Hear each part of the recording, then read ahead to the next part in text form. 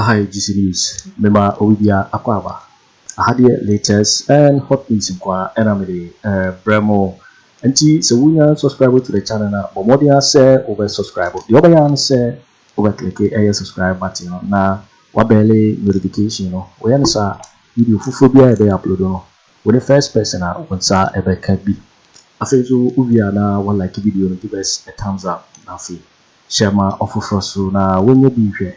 Na wo ya eko afi yenhwe eye ensem abeto yepono so na eye Captain Smart onyati morning show host yenim se eye ko be na otwi bi ni yo Captain Smart e wo nya ninne gina eye ensem bia wokoka ya woka se wo abeto abama NPP no se bi wo ya aboa na no na akofa ensem bi brabe na megidi se eye radio station na TV station no wana twena sense kakra eno tina yo Captain Smart sana misusu se bia e ko no na eno na ma NPP fo no bebru na NPP mu no walibu afuyi papa nye asenketo chese di haba no enya asenketo ni ni NPP fo wani nya brese wani pese wani break 80 na Captain Smart obetan TV so am radio so na okasa asense obi bi obeto aba ma eye NPP bia no se bi onipa na ya abo ade anye enya ade wani obeto wani yemda na mrati bibi atwi wani ti out chese atembidie ni ade a wani chese eye Kennedy Agyapong ina ni wana kasa na ase wana kuma abafon akaka gumadia gumuli bi Captain Smart no enye asem ketwa tese NPP fo no wani bu afuye papa eno na akoye ensem bebre na yinkotie eye ensem a NPP fo no di tudia wani bu afu a tese wani ya Captain Smart a tese wani yanko wani betete na enye asem ketwa yinkotie ensem a wani di tudia idio. I want to repeat this statement. The ticket of Bawumia na po you are watching Juicy News on YouTube. Hot news all time. Apecheno, a pro, a say. And yes, I win any power. We any pa me do, me boo, me ni so, me con do. Na emono, we yes, sir. Say obindo o maya, on any pa, or kwasia. To take immediate action to mete out appropriate sanctions to Mr. Smart. This will not serve as a deterrent to others, but will enhance public confidence in the media organization as an organization that detests unprofessional conduct. In West Africa, Ghana is the oasis of peace, and this needs to be gathered at all costs. We stress the point that the media industry plays a critical role in ensuring the protection of national peace and security. We therefore urge all to conform to the tenets and standards we have set for ourselves in ensuring that everything we do is in conformity with the laws of the country and the ethics of our profession in order not to plunge our country into needless chaos as happened in Rwanda 3 decades ago.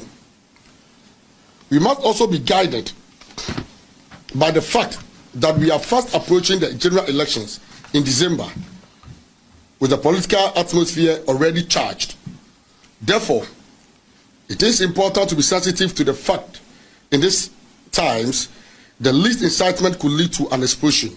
We must jealously guard the peace we are enjoying as a nation. The GJ Giba Print Park Media Foundation for West Africa, a new media association, therefore caution all journalists, media practitioners, and media organizations to be cautious of their utterances and reportage on their platform to save the country from slipping onto the path of violence with its attendant consequences. It is important to note that this caution is not a gag on the right to free expression, given that there are decorous means and avenues for journalists and citizens to express their opinions loud and clear. I want to assure you all that we remain resolute in our defense for media freedom, and that requires us to also champion media professionalism. We'll take this opportunity to also caution the media on the need to fact check.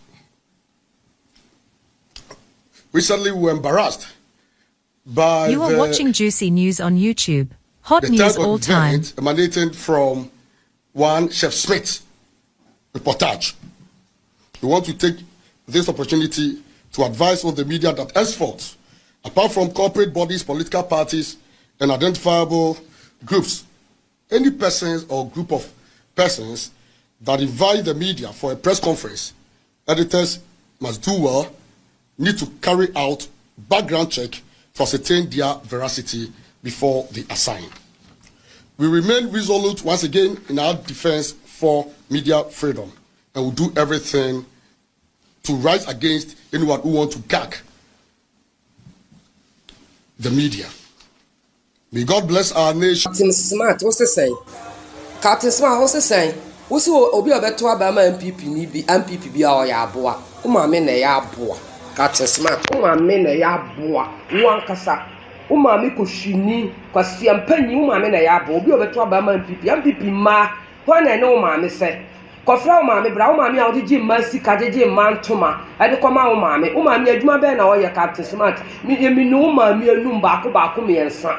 Abofunu wo ya akola na wo ye panyi wo nim se obi a wonya 60 years kwasi abema wo fi se wo ya yenja wuti Captain Smart wo ya aboa pa kwasi a wuti kumase nya masika na wo jeje wo dada ma se obeware na wadi o musika na odwani free kumase Captain Smart wo ya wana radio station na abafu na wo anya bi na wo te so kwasi a wo maame na wo papa ne yonko ni NPP panyi bi NPP for man umame yonko kofa umame bla chira duma umame ya umame ko na ye papa akompreko Kennedy Agyapong enso le ne ho aginsemi mu Captain Smart asem no me de onfa aseda ema me wa Kennedy Agyapong Captain say you see patapafo pito aban ne ro ne krobia ejimifo dodo wo mu no say Captain say wo see obi obeto ababia me no na tetantra ha na NPP mpanifo ba komako 9 the last one last week ya oma mi jaye Kennedy Agyapong kayem fenche woda enka Captain ka ba ye betu nko ntimi mbabi because nka obeye flat enka obeye bafanya hyede ma akopim se yebetu abebe wi kwan a no ankasa onfre kobi wachi no obuzan se then na boys ni de year 2016 ewo kumase no Captain sam ne boys ya ye ko ne ho fie ena me ne tetantra ha enti wo pengofo asa tutu asam ne kasa basa no Captain menkwa me handle Captain a onu kontimi mpie no ababonten wo boys ye di wachi me kan ho mo nutan o me yekitu adi so what I say enti kasa bi wo ha ama ko sim penifo atufu enti wo de ya ana me kasa general secretary fo ebedi MPP so no You are watching Juicy News on YouTube. Hot news all time. Okay, the last one, the general secretary, or see, Nase Mankasa NPP for the summer Mokano, a certain Captain Smart King. More, we are winning one time chance. But the Kennedy stated the same thing, said you all can say Mojimino, and yet the same thing. Moya more than that into account. What new mama MPP before Modia Mono. Inti mean Tani Kennedy are no accept of that. Nanka Captain Kobe said, Mamma, they beat the BH. And Kobe said, Mamma, walk room, they beat the BH. But Sango for Nika Sentino, say, actually, Yana, no, Nammy baby. Nanko, sorry, 3 or solid 2, and a Benjamin Kobe say, a chroma, watchdog waha. Now, what vigilante? The same one says, we want so between Quasasama, your memo, young Quasasam, and 2 Bessia. Now we see I for best that you know who said no. If it is true, you went to do what? Take 213,000 Ghana cedis to organize a press conference about me, Captain Smart. No, but Captain, do you think Obiti Sajum for or your Chrome Force also Obeji 213,000 Ghana cedis? Nippon or Boma man in Jubilee House. Say you're doing the Yashisha Mobi. And like I wrote in my Facebook response. They are doing their paymasters bid. Sentisa Minia may a presenter or Krumha. Say yes, will be a Kubika. You say, when your story cry on the AGD for the president. Yes, when your story, I said we see actually there will be some years and so I publish it and I'm a one. Yeah. And it's a way a presenter, we a journalist. Now what's the now we call broadcast it. That's the way we say no man who should boom now koya then away. You tell Kabesa. I say almost wa o se de obi obeto abama NPP bia ya aboa. Oh, me bra. Say aban wo ho. Na aban enya sika over $77 billion in just 8 years. Now there's nothing to show her. Sa aban no ya aban me. Mama answer. Wa mama answer. Onya say 70. Opa, Gyamfi the current dollar rate. Yeah. From 2017. Ghana Revenue Authority. Omusika, Sika Bipri was 2018. 2017, GRA revenue was 69.8 billion Ghana cedis, almost 70 billion. And it has been so apart from 2018, around was it 59.8? You are watching Juicy News on YouTube. Hot news all time. 70 billion Ghana cedis. They divide by 15. So revenue saying abani aye. The Obenyano times by 8. Who we are for loans are buying way agitated in billions of dollars. Financial kahon. Who we are bonds are buying agitated the Zaka financial kahon. Who we are no brad grant. Yeah, more for your friend COVID by Sikado no about buying in them. To an extent, say, Kojo International Airport, in Nipa na all JJ COVID who sika, who why you say test you with a whoop you, say vaccinate you, say you from $200 to $150, later to $100. That's the kind of another do what you're saying. A coin, you will come to appreciate that buying win seminal. Only God can tell how much. Necessary buying into me and first African and a year monumental. This is what we are saying. One say in Japadia Bako Pe Ghana. I just want to know. Okay, so John Fossey, just tell the person, say, why you just can I went me and find anything monumental. But men can't say be asema and twaba man NPP. As a year campaign. Now some men are okay. As a man okay. I don't hear CNN. CNN more TV no so because on to Obama Biden no one year job. June 4 only Krum have one support Obama. That time I'm not a farmer and I'm not a journalist. That time I'm not a farmer. 2016 and June 4 the near bre of Freya Yeshia or a part of the NPP journalists are in the meetings. How to campaign for the new patriotic party to come to power. No? But I'm not a mechanic.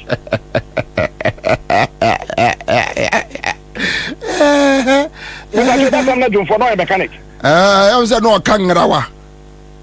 No, you see, this hypocrisy and sycophancy, no. John for now 2016 or NPP media team no. No matter 2020, 2018, leading to 2020 elections, no. Then a course. Pisano. Now, two lines. Now, no. Oh, Pisano, what they are friend bra. Any other topping on and no yejuma. Pentecost elder station and no yejuma. Now, on the other Cabrera yejuma. There you know what topping Tobingo. I think Pisano. Me pen true. Into me wouldn't me yeah, yeah. May you never can come baby. Pisano on no John Ford. Hey, 2020 na or your carpentry. And 2020 and now your friends say won't to me your friends say John Mahama say John Mahama I will practice on radio so now for no kroma. I see. Me the me can say you do baby say young me you will be. The only two we have are these two leading political parties. The Miami Party, Convention People's Party, ACPP, yes, sure, say meet with the flag bearer. Because we are in July, August, September, October, November. We are left with only 4 months to go to elections. Nobody can do any serious magic to do anything. What I say. And let truth be told, young can kuruma. And only idea a kum yen. And we are questioning this, we are questioning NPP. It is a OB NPP near. I saw Kawanutum because we MPP. Obi NDC near, I saw Kawanutum because we NDC. Minia, want to radio you so entity demand this in penny for. When you do that. Oh, so and you're fine, you're fine. If the thing is not good, you say it. What is June for talking about? Sammy Maka say, so who were a minister of state, yet they are buying Kennedy and Kabin and no catch a former president. Say, Wamu constitution ni Papa Pamba, Umenye ni Papa Pebia and Fana Mati say John Dramani Mahama. And Mahama Yedi Pamea, me former president too. Me NDC, Mahama is my former president. Akufo is my former president. Nanado will become my former president. Bawumia is very soon will become my former vice president. And Sir Obi Kojina baby. Na Obi na no kasa ansem na. How would you forfeit? Koto de na budget meboa. Yemfa nto abenkwam na ade hye mbom bra. Yenya nkyere de yemfa ka ata yemfa so. This is what we should preach against. Enye se Kojo smart muade o. Enye se me intesofita ni menum intesofita o menum but media who bu mine was say or minor. As I say intesofita na to nchen. Ye tintesu kokko kyerɛw. Ama next time what wana wo ya de nya. Wu ko ba biom so be di mampani a. Ubesua nyansa na wahunu sɛ no ɔman na mekodi animu sɛ bia buru sɛ bia nyaado ɛnyɛ baby ya chenkate ton na mekɔ akɔyɛ CEO wɔ hɔ ɛnyɛ areho GJ fogu kroyim na maami a innocent woman a wonya accident yɛtimi atam na to ambulance m akɔhwie na gunwuram te sɛ sɛbe bɔɔla so ade bi GJ fo nhunu saa de no entimi anya ho press conference make Captain Smart asɛm no mbɛka wo motiti.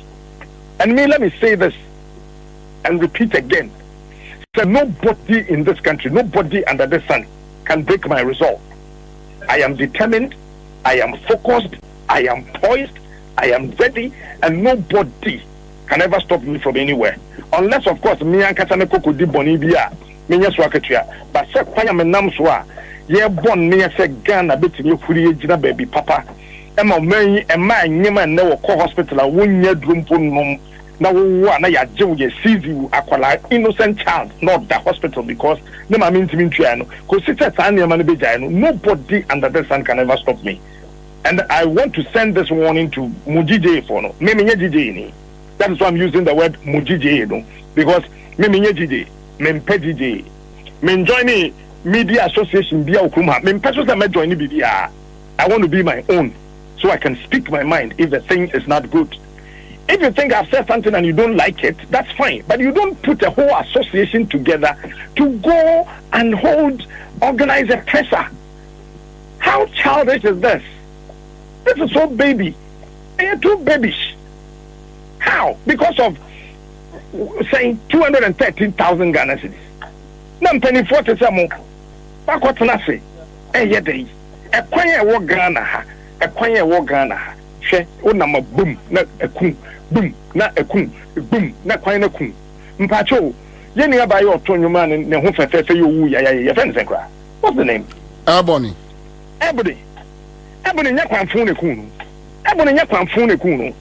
If we have fixed that road, anka Ebony ntiasia da. Where is the Ghana Journalists Association? Where is the Ghana independent whatever broadcasters, whatever they call themselves? Where are they? Can they for once sit down and reason with the ordinary Ghanaian? Ghanaians are dying. They need the media. Ghana for new Kabafo will be biabium. The NDC will do what they want to do. The NPP will continuously do what they want to do. It is up to the media for us to actually be on the side of the dying populace. And then these guys are sitting there because of what? The senior journalists, Makawa Aka, and they are two market to Jubilee House. They go there and they take 50,000 Ghana cedis a month. Every month, they go there and take 50,000 Ghana cedis.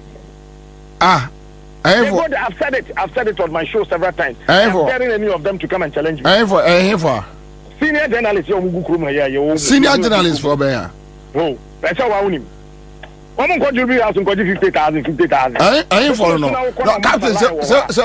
Captain. I tell you, I'll mention them. I ain't for no. Me say, so that I me catch it say, Mami up to October. Obi abekadem. Me na me catch it. So they catch it. So October not to ho. Mami up to October. Ko we mo say e kan nokore. Ne ye jai sika gigye no. Yen kan nokore wo kurum ha. Ye yen sentrofo, ye tron sem, ne ye kan sem. Ebe boa nipa ma nipa setrem atimi ayeyi. Na so wo ye presenter. Now man who boom no wakwaji 50,000 every month. Woman who boom no wakwaji 40,000. na nkrofo free he be sunlight udru one on sunlight here just kana as a concert ticket. Is that how to Sunday your mind? Yo, for winning and somewhere NPP for a year babuno on one book Afriyie pa ni Nigeria Captain Smart ni sama okoka ya to say what to say wa beto Obama NPP sabi we ya boa and no na out share ebufu eye babuno ni mu awani bu afu gidigidi to say one ya Captain Smart to say wo on babuno no eye asem ketwa eno ho sem na me de atu ya no because gisini so na wo hwe no. So we now subscribe ya Bomodia say obe subscribe or like it. Now feel so what share video no ama ofofro so enye bi na wahwe. Also betimi akire wadin Afriyie and so we na ho ewo comment box ni. Obeti interview in my next video. Thanks for watching. Like and share the video. You can also drop your comment. Please don't forget to subscribe. Click on the bell to turn on the notification.